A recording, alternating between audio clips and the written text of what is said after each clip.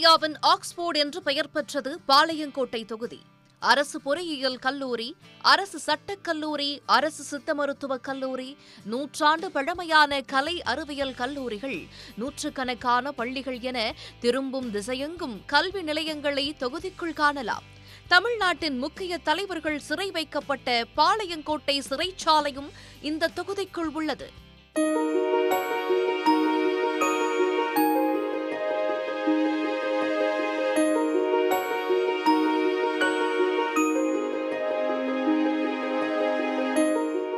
பாளையங்கோட்டை தொகுதியில் திமுகவின் அப்துல் வகாப் எம்எல்ஏவாக உள்ளார். இத்தொகுதியில் சிறுபான்மையின மக்கள் அதிகம் நிறைந்துள்ளதால் அவர்களே வெற்றி தோல்வியை தீர்மானிக்கும் சக்தியாக உள்ளனர். அதிமுக ஆட்சியில் கொண்டுவரப்பட்டு கிடப்பில் போடப்பட்ட தியாகராஜ நகர் உயரடுக்கு மேம்பால பணிகளுக்காக கடந்த ஆண்டு 26 கோடி ரூபாய் ஒதுக்கப்பட்டு தற்போது மக்கள் பயன்பாட்டுக்கு கொண்டுவரப்பட்டுள்ளது. அதே நேரத்தில் குளவணிகர்புரம் ரயில்வே கேட் பகுதியில் மேம்பாலம் அமைக்கும் திட்டம் கிடப்பில் உள்ளதால் போக்குவரத்து நெரிசலில் திண்டாடுகிறது. மேலும் மேலநத்தம் தரைப்பாலத்தை உயர்பாலமாக மாற்ற வேண்டும், இலந்தை குளத்தை பொழுதுபோக்கு அம்சங்களுடன் தீம் பார்க்காக புனரமைக்க வேண்டும் என்றும் மக்கள் கோரிக்கை விடுக்கின்றனர். இந்த குளவணிகர்புரம் ரயில்வே கேட் இருக்கு, அதில் நீண்ட நாட்களாக பார்த்தீங்கன்னா அதில் ஒரு ரயில்வே பாலம் அமைக்கணும்னு சொல்லி தொடர்ச்சியாக நாங்கள் நினைச்சிக்கிறோம், வலியுறுத்தி வரோம். இது வரைக்கும் ரயில்வே பாலம் இல்லை. அதிகமான மாணவர்கள் அங்கே நினைச்சிடறாங்க, அந்த ரயில்வே கேட்டை கிராஸ் ஆகுறாங்க. அது மட்டும் இல்லாமல் ஜிஹெச் அங்கே தான் இருக்குது. தீம் பார்க் வந்திருந்தால் நம்ம திருநெல்வேலி நம்ம சென்னை, கோயம்புத்தூர், மதுரை, திருச்சி போன்ற இடத்துல உள்ள பொழுதுபோக்கு வசதிகள் எல்லாம் இருக்கக்கூடிய பொதுமக்கள் பயன்படுகின்ற பொழுதுபோக்குகளுக்கு நிறைய ஒரு தீம் பார்க் நல்லா இருந்திருக்கும். மேலப்பாளையம் தொகுதி 1971 பாளையங்கோட்டை தொகுதியாக மாற்றப்பட்டது. 2001 முதல் தொடர்ந்து 5 தேர்தல்களில் திமுகவே வெற்றி பெற்றுள்ளது. அந்த தொடர் வெற்றியை வரும் தேர்தலிலும் தக்க வைக்கும் முனைப்பில் திமுகவினர் உள்ளனர். அதே சமயம் இந்த முறையாவது வெற்றி பெறும் நோக்கில் அதிமுகவினர் தேர்தல் பணிகளை தொடங்கியுள்ளனர்.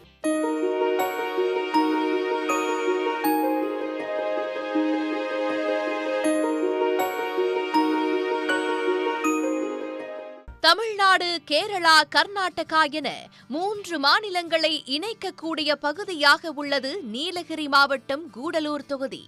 தேயிலை, காஃபி, வாழை, நெல் போன்றவை அதிக அளவில் பயிரிடப்படுகின்றன. தோட்ட தொழிலாளர்கள், பழங்குடியின மக்கள், தமிழ், மலையாளம், கன்னடம், படுகா ஆகிய மொழிகளை பேசும் மக்கள் அதிக அளவில் வசித்து வருகின்றனர். தமிழ்நாட்டில் மனித வனவிலங்கு மோதல்களை அதிகம் சந்திக்கும் தொகுதிகளில் ஒன்றாக கூடலூர் உள்ளது. அரசு தலைமை மருத்துவமனையில் நர்சிங் கல்லூரி, அதாவது செவிலியர்களுக்கான பயிற்சி மையம் இருக்கணும்.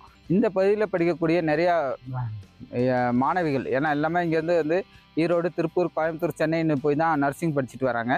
ஸோ அவங்க இந்த பகுதியில் இருக்கக்கூடிய நர்சிங் கல்லூரியில் படிக்கிறதுக்கான வாய்ப்புகளை உருவாக்கி தர்றதுக்கும் இது ஒரு வாய்ப்பாக இருக்கும். பேருந்து வசதி இல்லாமல் சிரமப்பட்ட கிராமங்களுக்காக புதிய பேருந்துகள் மற்றும் சிற்றுந்துகள் இயக்கம் போன்ற பல்வேறு திட்டங்கள் கடந்த 5 ஆண்டுகளில் நிறைவேற்றப்பட்டுள்ளன. வனத்துறைக்கும் தனியார் நில உரிமையாளர்களுக்கும் இடையே பல ஆண்டுகளாக தீர்க்கப்படாத விவகாரமாக நீடிக்கும் செக்ஷன் 17 நிலப்பிரச்சினைக்கு வரும் ஆண்டுகளிலாவது தீர்வு கிடைக்க வேண்டுமென தொகுதி மக்கள் கோரிக்கை வைக்கின்றனர்.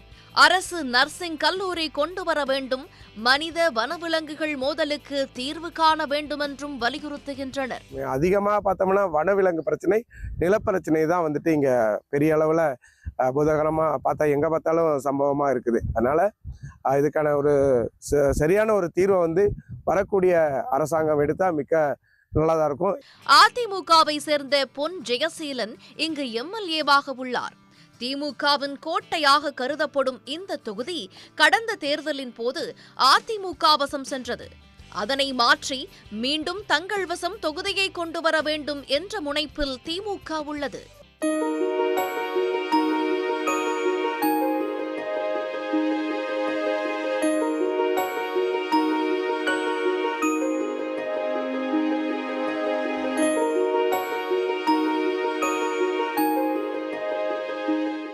ஈரோடு மாவட்டத்தில் மலைகள், சமவெளிகள், கிராமப்புறங்களை அதிகம் கொண்டது அந்தியூர் தொகுதி.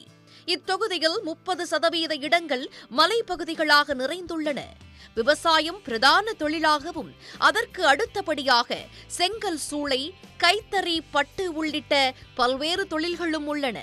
வரட்டுப்பள்ளம் அணை, பெரிய ஏரி, கெட்டி சமுத்திரம் ஏரி உள்ளிட்ட நீர்நிலைகள் தொகுதிக்குள் இருந்தாலும் பெரும்பாலும் வானம் பார்த்த பூமியாகவே உள்ளது.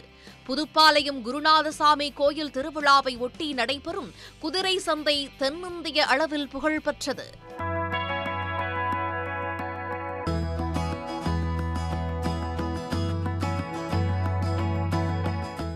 அதிக அளவில் வானம் பார்த்த பூமியாக காணப்படும் அந்தியூர் தொகுதியில் மழைக்காலத்தில் நீர்நிலைகளில் நிரம்பும் தண்ணீரை நம்பியே விவசாயிகள் சாகுபடியை தொடங்குகின்றனர்.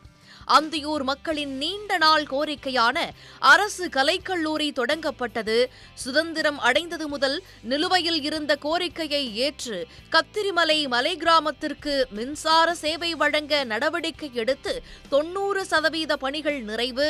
பெரிய ஏரி அருகே உயர்மட்ட பாலம், அந்தியூர் வாரச்சந்தை வளாகம் அமைப்பு என பல்வேறு கோரிக்கைகள் நிறைவேற்றப்பட்டுள்ளன. இருப்பினும் மேட்டூர் அணை உபரி நீரை பெற பம்பிங் ஸ்டேஷன் அமைப்பது, மலைவாழ் மக்களுக்கு சாதிச் சான்றிதழ் வழங்க வேண்டும் என்பன உள்ளிட்ட கோரிக்கைகளை தொகுதி மக்கள் வலியுறுத்துகின்றனர். மலை கிராம மக்களை அங்கே வந்து பார்த்தீங்கன்னா ஒரு 30,000 மக்களுக்கு மேலே இருக்கிறாங்க. அந்த மக்களுடைய நலன் கருதி பர்கூர் மலையில் எல்லா வசதிகளுடன் கூடிய 24 மணி நேரம் மருத்துவர் இருக்கக்கூடிய ஒரு மருத்துவமனையை வந்து அமைக்க வேண்டியது மிக முக்கியமான அவசிய தேவையாக இருக்குது. தற்போது திமுகவின் ஏஜி வெங்கடாச்சலம் சட்டமன்ற உறுப்பினராக இருக்கிறார். 1989ஆம் ஆண்டை தவிர அந்தியூர் தொகுதியில் எந்த கட்சி வெல்கிறதோ அந்த கட்சி அல்லது அதன் கூட்டணி கட்சிதான் ஆட்சி அமைக்கும் என்ற நம்பிக்கை தொகுதி மக்களிடையே நிலவுகிறது. அந்த நம்பிக்கை வரும் தேர்தலிலும் எதிரொலிக்குமா? உடனுக்குடன் செய்திகளை தெரிந்து கொள்ள சன் நியூஸ் பெல் ஐகானை கிளிக் பண்ணுங்க.